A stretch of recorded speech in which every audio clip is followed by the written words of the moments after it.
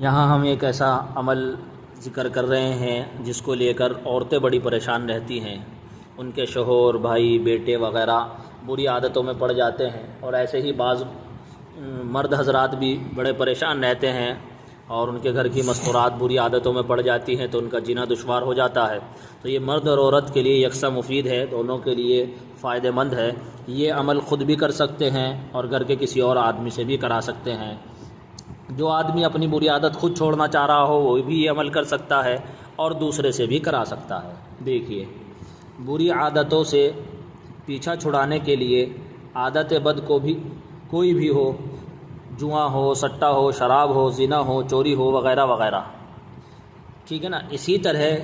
کسی سے ناجائز تعلقات وغیرہ مندرجہ ذیل، یہ دیکھیے، مندرجہ ذیل اسماء الہی زعفران سے تشتری پر لکھ کر پانی سے دھو کر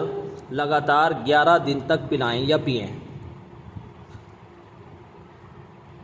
تشتری ایک سفید پلیٹ ہوتی ہے چینی کی، اس پر یہ لکھا جاتا ہے اور اسی ترتیب سے اس کو لکھنا ہے جس ترتیب سے ہم نے یہاں لکھا ہے۔